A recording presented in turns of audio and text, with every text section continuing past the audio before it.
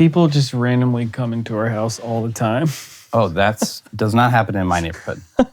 Hey, my name is Taylor. I do music and audio for a living, and I am with Ben Noble, my friend who does the same stuff, but he is way cooler and does really cool music. So today we're going to talk about his work, his creative process, and some of the streams of income that he has being a freelance artist, producer, everything. Yeah, nice shirt. Thanks. Oh yeah. Thanks for matching the uniform. I'm Ben Noble. I've been pseudo working in music for probably 6 years. My main project, just under my own name, put out 2 albums with that, working on a 3rd right now. And yeah, that's just the culmination of everything that I want to do with my life. The majority of all the production stuff that I've learned was just get the sounds out of my head into real form. Along the way, I started my project Lake Union kind of as an instrumental offshoot. It originally was like, hey, let's do this so that we can make lots of money licensing music. Then it kind of took on a sound of its own and just got way too weird for that. Put out like 4 EPs with that, and then I put my first full length out with that this past summer. I do a lot with my friend Chris. We have an album coming out with Glass Echoes. Kind of doing everything. Yeah. Which is kind of what people have to do to make it. Yep. How did like music and audio become your full-time thing? Do you remember when you're like, oh, I can do this for a living? Well, it happened overnight. Perfect. Just like everybody. Yeah. I didn't go to music school or anything, but I've been recording like ever since high school, all that. About 6 years ago, I was just like feeling so angsty. Do I still want to be at this job in 6 months? And the thought of that just made me want to cry. My friend Aaron was just like, yeah, you should just quit your job. I felt like that gave me permission. Kind of became a stay-at-home dad. As soon as she went down for a nap, I'd sprint into my music room at the time and would start hustling. Slowly figured out how to make my first album, and I put that out in 2017, Whiskey Priest. My goal with that was, let's just stick with what I know. Like that entire album was just recorded with one mic. Nice. Kind of the Bon Iver thing. I started working on my second album, Where the Light Comes In. I bought a lot of stuff, and it worked, yeah. Game changer was buying this thing. I just was kind of like, I'm sure that that's going to be cool. Prof can do anything. Through that, I learned like more full-scale production. Second album was a lot more expansive. Just slowly along the way, I would make new connections with people, start to gain more confidence. And then, yeah, like I put my second album out, then COVID hit. We're here, we're going to just hang out in the studio. And that's when I really just kind of dove in. I got Lake Union up and running a lot more and started digging into the other projects. So it's just like a slow progression from dude with an acoustic guitar working during nap time to where I am today. So let's talk about your process. There's no rules, there really aren't. Gotta take a swing for it. I've always been a huge fan of manipulating my voice and like affecting it in a lot of different ways. And this time especially just kind of going even another level. Okay, this guy right here, the Digitact, it's supposed to be a drum machine, but I rarely ever use it as that. It's just kind of like a crazy sampler sort of thing. My favorite thing to do with this is the bit reduction. I usually use it like right after I've done like the final vocals and I've done everything else. And I just need to fill in the little nooks and crannies, you know? And I feel like that is just slowly becoming my thing that I do to make it sound like me, 100%. So you're working on your 3rd album now. Yep. Tell me about that and like, what are you using to make it? What are you, yeah. What are these toys? Oh, I got toys. I got a lot of toys. Not too many toys though. Not too many. But yeah, working on my 3rd album. It's kind of nice having a couple albums out of the way. Like, I feel like I don't need to establish myself. Now I can do whatever the heck I want. And it can be really weird. It can be really not weird. I don't know. It just can be whatever it wants to be. I don't know. Now I have the producing chops and like I've been through the process enough. I just kind of know what to expect. I've worked through creative blocks, writer's block. Like I've gone through so many seasons of that now that I'm not like pondering my own self-worth every time I blocked creatively. I'm just like, yeah, I'll work it out. It's not gonna work itself out unless I decide to work on it. Mm-hmm. And I know how to do that now. What are some of your favorite projects? What are some cool things you've done? I love all my music. Like, I love all my kids. Me and my friend Chris recently got a song on this, like on the Walker, Texas Ranger, like reboot.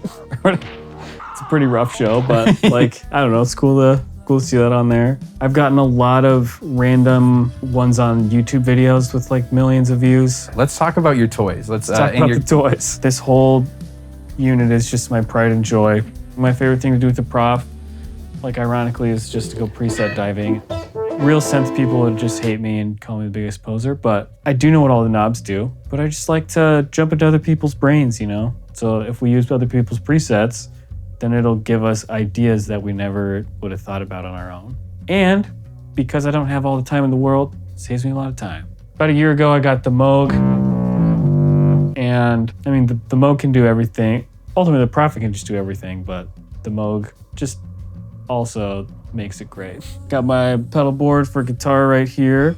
Chase Bliss Brothers, line 6 M9. If you ever think that you needed something more than this, then you are mistaken. Got the H9. I never use it live when I'm just in the studio. I'll just find a preset and make it work. And then got the Big Sky and Timeline. The Morningstar MC6 is a MIDI controller pedal synced up to all my stuff. These are just kind of like vibe pedals. We got the Keeley Aria. It's like a compressor / overdrive. Got the ZVEX Instant Lo-Fi Junkie. Just turns anything into crazy sound. Chase Bliss Mood, which is just a whole trip in and of itself. It's so great. You can do so many things with it. Caroline Kilobyte. Just the vibiest lo-fi delay. Can we talk about your guitars? Oh yeah. We'll start here. We've got sort of a semi-hollow telly thing by La Rose Guitars. I will probably be buried with this thing. Actually, I'll probably give it to my kids. Then we've got the Strat. It's like a custom shop dealio. I got it after I got my huge Artlist paycheck. So, Jazzmaster. I don't know all the guitar nerd stuff about it, but the Jazzmaster, oh, it's so great. Super janky acoustic guitar, and I tuned it with, or B string, A string, the coolest vibe. It's obviously not in tune right now, but it's just there to trip me up and make me forget about what I know. This bass is probably worth $50. All like the pots are really scratchy and this is really janky and it doesn't always work. And like the action's super high, but I got it dialed in and I use it all the time on everything. That's awesome. My Blue Taylor, I've had it with me since high school. I've used it ever since. All the hits, man. All the hits. And your microphone is? Neumann TLM 102. Nice. It's surprisingly tiny, but it's great. A lot of my vocals, I just sit on my desk and sing into that. So definitely the MVP right here. This beautiful DAW. So beautiful. So beautiful. Really close to the screen. Pro Tools is great.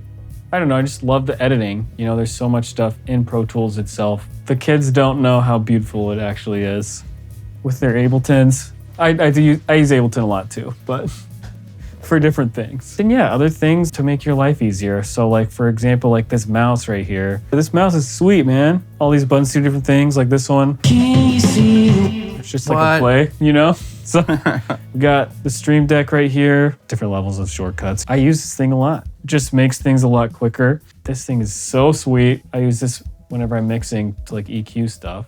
So if you're like trying to do a sweep or something, it's just basically like a big knob, you know? So yeah, everything eventually ends up in Pro Tools and I just love how it all works. It's fun, you know? Ultimately, whatever you end up using, learn it well. Just get really good at it. So how do you make most of your money these days? I know you do a bunch of different things. How does that break down percentage-wise? Like 30% teaching, I'd say 25% licensing, 25% gigging, like playing in people's bands, that kind of thing. And then maybe like 18%, it's specific for a reason.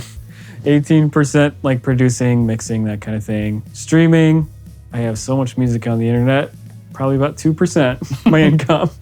As long as I make what I need to make to be able to justify the time spent on like creative projects. Like a different way to look at like numbers is probably like 20 hours of my week are spent doing stuff to make money. What I make from that can typically cover the rest of it, you know? So the other 20 I can spend like doing stuff that might not make money or stuff that'll like set me up to connect other opportunities in the future. That's the perfect way to say it, because a lot of the people who have figured out how to make music or music related things their career have figured out some way to create a steady income, whether that is through like a part-time job, whether that's through something like teaching. They use that to fund their music career. Yep. All right, well, thanks, Ben.